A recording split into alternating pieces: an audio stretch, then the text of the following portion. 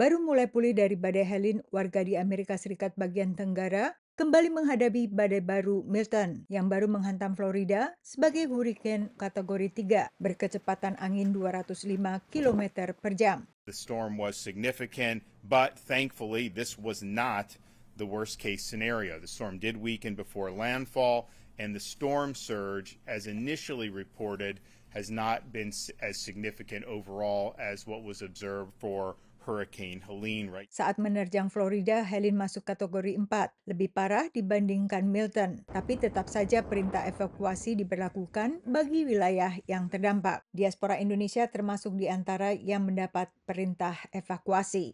Saya di zoning E itu dimandatori harus evacuation. Karena evacuation itu zone A, B, and C itu mandatori evakuasi. Harus pindah. Yoko mengungsi sejak awal pekan karena khawatir terjadinya kemacetan. Karena teman saya yang keluar hari Senin pindah ke utara, ke daerah Atlanta, biasa cuman 6 jam nyetir, sekarang harus nyetir hampir 15 jam untuk sampai sana. Sementara Dian dan keluarganya mengungsi ke arah selatan, mereka pun mengalami kemacetan.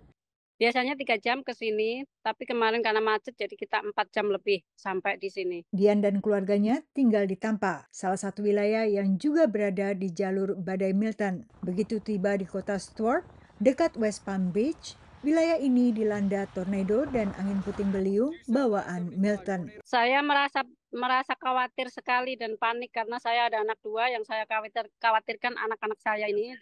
Jadi makanya kita pergi. Kalau rumah umpamanya kena rumah nggak apa-apa, yang penting orangnya selamat. Hingga Rabu malam waktu Florida, lebih dari 130 peringatan tornado dikeluarkan di Florida. Florida dan negara bagian sekitar, warganya memang umumnya terbiasa dengan adanya badai kuat yang disebut hurricane atau topan. Dan musim badai Atlantik ini berlangsung mulai Juli dengan badai-badai terkuat, biasanya terjadi mulai pertengahan Agustus. Bukan hanya angin kencang yang menjadi ancaman, tetapi juga hujan deras yang dibawanya yang menyebabkan banjir. Farah adalah seorang diaspora Indonesia di Orlando yang bekerja di salah satu resort Disney World. Meski ia tak tinggal di zona evakuasi, efek Milton terasa hingga wilayahnya. 9 tahun saya di sini, baru kali ini saya nggak bisa tidur semalaman. Biasanya sih santai-santai tidur aja. Tadi malam termasuk kencang sekali suara di luar itu ya, kita berapa kali lihat jendela.